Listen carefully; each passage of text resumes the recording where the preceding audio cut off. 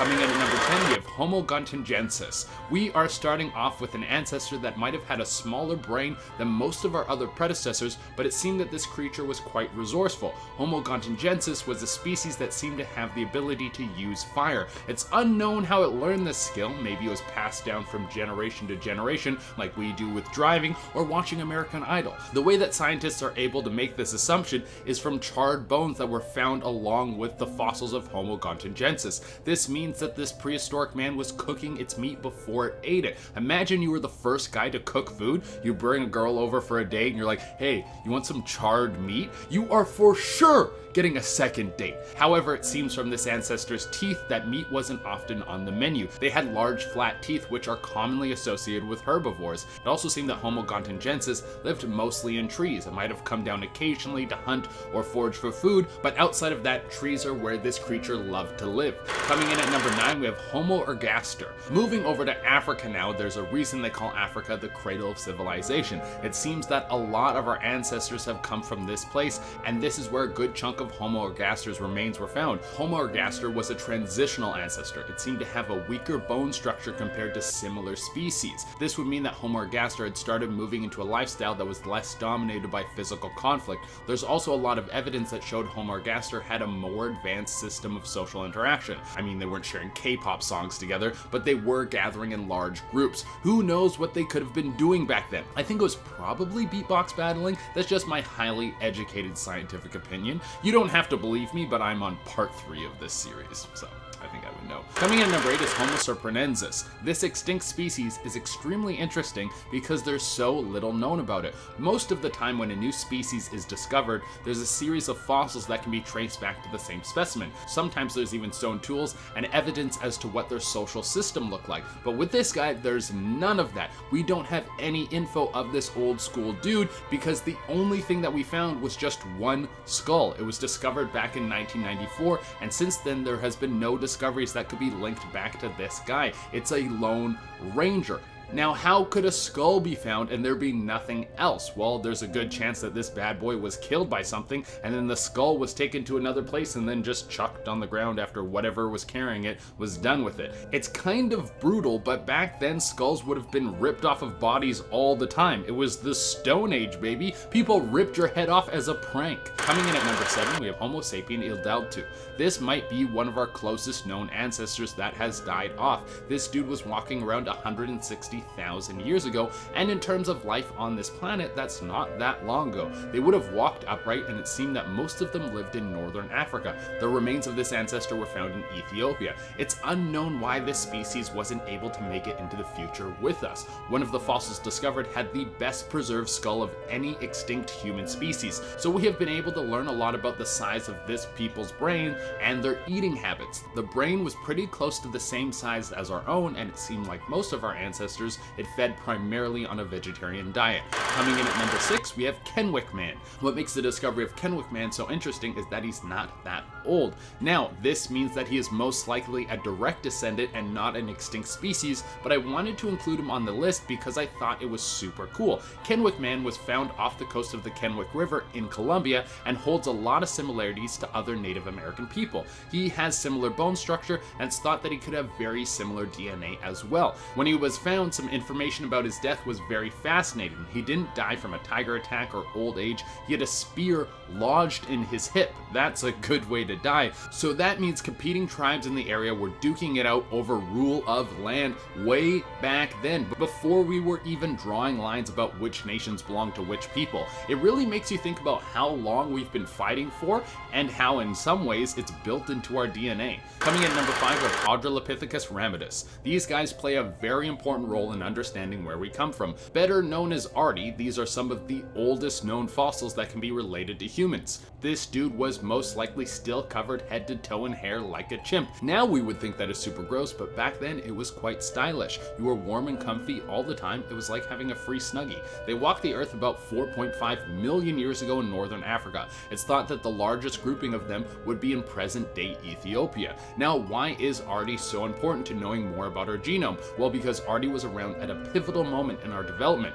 4.5 million years ago was when we were going through a transfer period, when we were going from walking around like an ape to sometimes on two legs. The question is, Why did we change? Coming in at number 4 with Paranthropus boyacide. Now let's get a little closer to the modern age. Not that close though. This long lost ancestor was around 1.4 million years ago and was found throughout northern Africa. It's thought that they could have been one of the most dominant versions of humanoid for nearly 1 million years. That's not that bad of a track record. Hopefully we can pull off something similar. Something quite interesting about this ancestor is the mouth, jaw, and teeth, because they were freaking huge compared to a lot of other primates of that time. It's thought that they had a high-fat diet that consisted of nuts and hard shells. That is how they got the nickname Nutcracker. This species would use its strong jaws to crack open nut cases that other creatures couldn't get to. Being able to get to high-calorie foods might be why this ancestor was able to be so dominant for so long. Coming in at number 3, we have Sahelanthropus chidensis.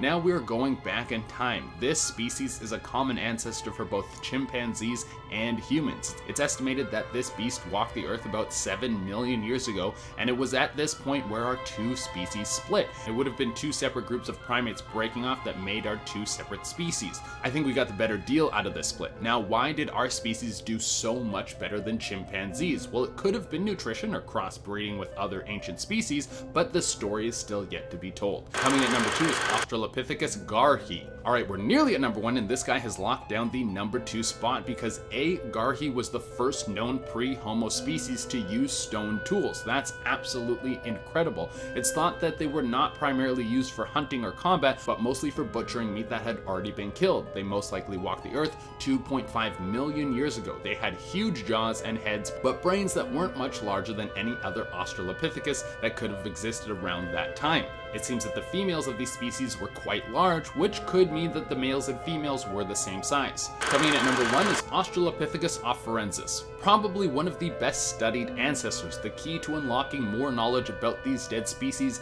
is fossils, and A. afarensis is one of the species that we have the most fossils of. Through modern discoveries, we have been able to determine that these males were much larger than the females, and there was most likely a constant battle for dominance between males. They competed for land and mates. The females most likely gathered foods for their prehistoric tribes. It's fascinating what we have been able to discover, and when I say we, I mean people much smarter than me who can pronounce big science words. I'm just the messenger who read a few things on the internet. Coming in at number 10, we have Boskop Man. Boskop Man sounds like a cool dude. Boskop is the nickname you give your buddy who's always late but brings a ton of snacks for everyone. He's like a little bit of a mess but a really cool guy. You're like, hey Boskop, what's up, dude? But the Boskop Man that we're going to be talking about today was actually discovered in 1913 in Boskop, South Africa. Now there has been a little bit of controversy with this fossilized cool dude. At first, everyone was in agreement that this discovery was the remains of an ancient human species that has long since died off. But Boskop Man had a massive amount of cranial space. The sculpture chamber, which held its brain, was 30% larger than our own. Even though these dudes were prehistoric, they had some big old brains. Look at the big brain on Boskop Man. But decades later, new evidence suggested that Boskop Man was actually just an ancestor of modern humans and wasn't a fallen species at all. Since then, that has been the final consensus of Boskop Man's heritage, but if we want to go down the well of crazy conspiracy theories, some people think that Boskop Man's cranial space is evidence of alien-human hybrids. Coming in at number 9, we have Neanderthals. Of all the ancestors that had a shot at being number 1 over us or even coexisting with us, Neanderthals probably had the best shot. Now, just like every other ancient civilization or species,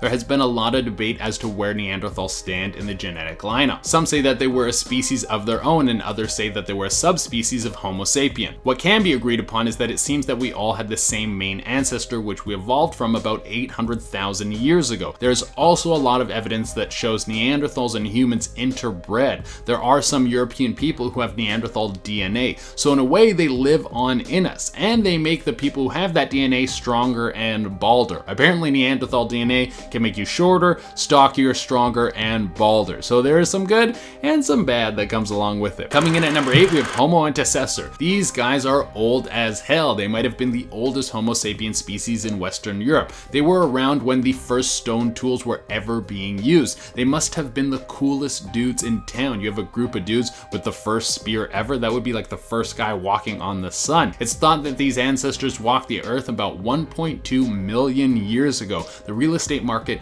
must have been amazing back then. You could probably get a beachside home for 3 rocks and a tiger tooth. Coming in at number 7 is Homo luanzensis. This extinct human human ancestor has gone through a lot of changes over the years, and when I say changes, I mean what scientists have classified them as and whether or not they were even a race of people. Homo luanzensis was given the name U-Bag Man by some, which coincides with the name of a mythical creature that was said to live in the same caves where this ancestor's remains were discovered. It was in the Philippines, and when the bones were first found, local people thought this would give proof to the legend. After close examination, these findings were connected to humans. They weren't an extinct species, but just some of the oldest remains of our ancestors that have ever been discovered. But everyone changed their minds again when more evidence came forward and showed that this species was actually an offshoot of humans and a dead pygmy species. Coming in at number 6, we have Solo Man, Mr. Solo Dolo. No, I'm not going to recite a Kid Cudi song right now, but I will let you know about this extinct human species. Solo Man was found in 1931 in Indonesia, and it wasn't too far from where another extinct species was found, Java Man. At first it was thought that they could have been the same species, but after closer examination it was found that Solo Man had a much larger brain than Java Man, and certain findings suggested that Solo Man had one of the most advanced cultures of that era. They most likely existed in the same era as Homo sapiens, and they might have crossbred with them. I bet this ancestor's advanced culture leaked into our DNA, and that's how we were able to make the Fast and the Furious franchise. Coming in at number 5, we have Homo rhodesianensis. Now let's head over to Africa for this amazing discovery. The samples of Homo rhodesianensis, who was first called the Broken Skull Man, were found in 1921. Now some people think this was just another version of Homo heidelbergensis. Other people state that this is actually a subspecies of Heidelberg man. Final decision on where these guys line up on the genetic table is still unknown, but it can be agreed upon that they are all very dead. They most likely went extinct 100,000 years ago. I wonder what was the deciding factor that made it so our species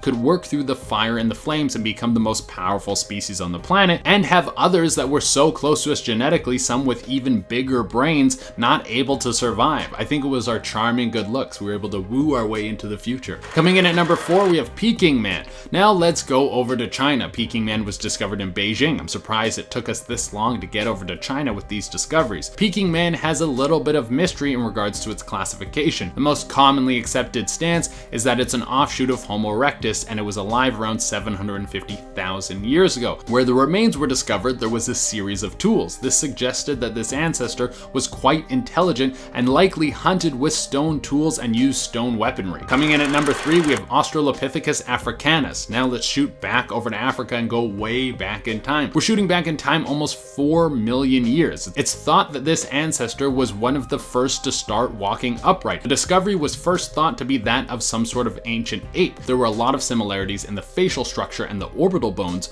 but there was something very different: the hole in the back of the head, the slot in which the spinal column slides into the skull so everything is connected and the brain can send signals down to the rest of your body. Now on primates, this opening comes in on an angle, but with humans it comes in right from the bottom, meaning that A. africanus walked upright just like us. This could make this one of the oldest extinct human species ever. I would not want to deal with the monstrosities that this human had to deal with. Coming in at number 2 is Australopithecus sediba. This species might have existed alongside of Australopithecus africanus. The oldest dated discovery of this ancestor is 2 million years ago. This guy was wrestling down tigers before Tiger King even had the genetic code to be Tiger King. Because of the time period when this ancestor was walking the earth, it's thought that this could have been the species that evolved into the Homo genus. That is truly amazing. This species would have been the point of evolution where we started to become the people who we are today. We went from barely knowing how to use sticks to kill something to spreading K-pop all over the globe. We are truly amazing. Coming in at number 1, we have Denny. Here's where things are going to get a little bit crazy. What about hybrid humans, when you mix up different species? I mean, we know that this has been happening. We still have people living today with ancient DNA in their bodies. Now, Denny, or Denisova 11, was the body of a 13-year-old girl that seemed to have a mix of 2 separate species. It's thought that she was a cross between Neanderthals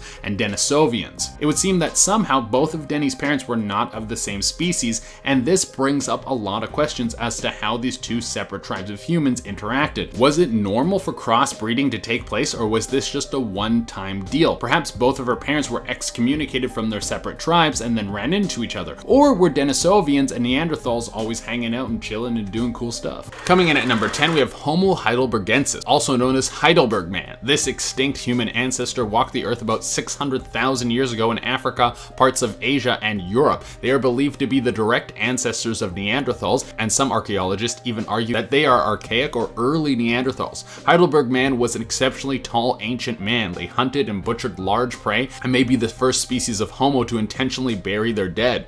I wonder what those funerals must have been like. It was like Glue Perp was a very fast runner, but he wasn't so fast that he didn't get mauled by a saber-toothed tiger. And now let's move on before the same thing happens to all of us. At number 9, we have Homo rudolphinus. This extinct human ancestor is only known through a small number of fossil bone fragments. There have been some debate on whether or not Rudolphinus is the earliest known member of the Homo genus or is a very late member of the Australopithecus genus. Due to the scant nature of the remains, not much is known about the species, but evidence suggests that the brains were proportionately larger than the other earliest members of the Homo genus. These guys were huge eggheads. No wonder they didn't make it for a very long time. I don't think nerds would have fared well before laws were invented. Well, they did have laws back then. It was just who could punchy punch the bestie best. Next up at number 8 is Java Man. This early human was actually made up of 80% coffee, and that's how it got its name. And the reason it went extinct was because it was brewed to death. That's a stupid dad joke. And hopefully you didn't believe that because I just made that up. But this next part is true. In the early 1890s, the tooth and skull cap and thigh bone of an extinct human species were found by a team of archaeologists in East Java. That's what gave this discovery the nickname Java Man. It was a big deal at the time, as the bones at that point were the oldest known hominid ever discovered. It was originally argued by some archaeologists that Java Man was the ancestor of Homo erectus, but there were some who said that it was the so-called missing link between ape and man. Coming in hot at number 7 on this list is Homo denisova. One of the more recent discoveries of an extinct human species was made in the Denisova cave in Siberia as recent as 2008. Only very few remains have been discovered so far,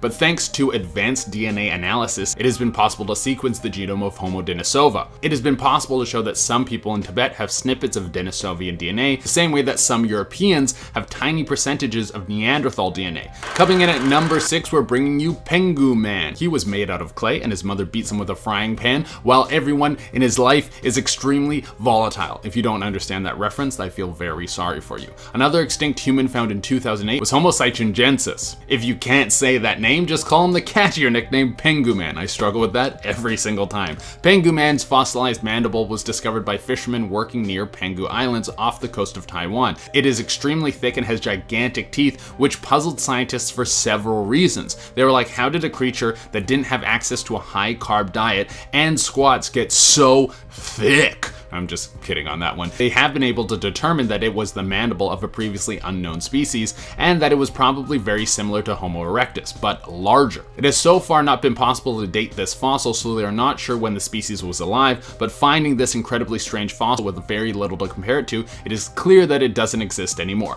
Thankfully. We are at the halfway point of this list, and for number 5, we are at Manisi Man. Homo georgicus, otherwise known as Manisi Man, is a species of extinct human which has been found in Manisi, Georgia. The species has a very small brain, unlike many of our extinct ancestors. The 5 skulls, which are evidence of Homo georgicus, were discovered in 1991, and since then they've been subject to much debate. They may have been an intermediary between Homo erectus and Homo habilis, but there are some scientists who think their skulls are simply examples of Homo erectus. Despite having small brains, the fossils are associated with a total of 73 tools, which proves that a large brain is not always necessary to use tools. Although I would not want to be around the dude who has a small brain and a bunch of tools. He's either going to do a terrible job fixing your car, or he's going to be rooting around your insides before you have the chance to introduce yourself. Coming in at number 4, we have the Red Deer Cave People, the most recently known archaic human to go extinct. The remains of the Red Deer Cave People have been dated approximately 11,500 years ago, meaning they were still around about 28,500 years after the last pure Neanderthal. Some scientists think the Red Deer Cave People were a hybrid of Homo denisova and modern humans, but attempts to sequence their DNA have not proved successful, so it's currently impossible to say for sure. We're finally down to the top 3 here of the most amazing top 10 list of scary extinct human species, and now we have Homo naledi. Evidence of Homo naledi was unearthed in 2013 in a cave in South Africa by cavers who were able to access a chamber in the Rising Star cave system for the very first time. 30 meters down, or 98 feet below the surface, it's strewn with thousands of bones which have unique and interesting features, with 1,550 currently excavated and many more remaining in the cave. Some of their features are archaic and resembling specimens from 20 million years ago, but they also have more modern hominid features, and their bones have been dated about 250,000 years ago. It has been concluded that they are not direct ancestors of modern humans. Coming in at number 2 on the list, we have the Hobbit. In 2004, researchers made an announcement that a discovery discovery had been made on the island of Flores, Indonesia. The people on the island had long talked about Ubu Gogo, a race of short-haired hairy men who lived in the caves. Astonishingly, the discovery of stone tools and the remains of a small hominid in the cave on the island seemed to prove the legend right. The official name was Homo floresiensis after the island, but they have become known as the Hobbit. Homo floresiensis was approximately 3.5 feet tall with large feet. The Hobbit had very primitive features and a small brain, like our earliest Australopithecine ancestors, but they were able to use tools and also may have been able to hunt and use fire. Using fire back then must have made you the biggest badass of all time. You could just wave it around and everyone would have thought you were a god, and they would have for sure thought you could just like dance really cool or something like that would go along with the fire. And the moment you've all been waiting for, we are at number 1 on our list, and for number 1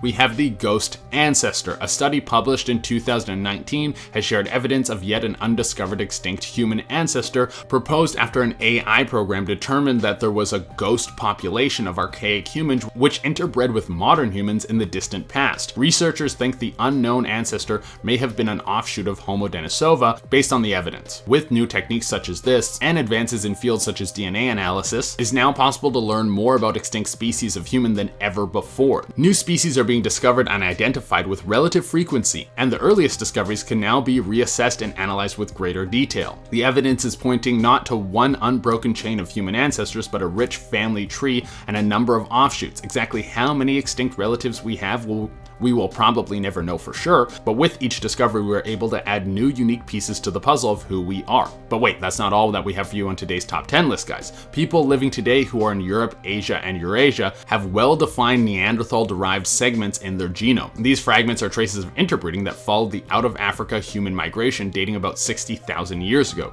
They imply that children born with Neanderthal modern human pairings outside of Africa were raised among the modern human and ultimately bred with other humans, explaining how bits of Neanderthal DNA remain in the human genome. The plot thickens. Are previous human species embedded within us somehow? Did we evolve from so-called extinct species that I just presented you with? If you weren't scared listening before, then you might be a little bit scared right now.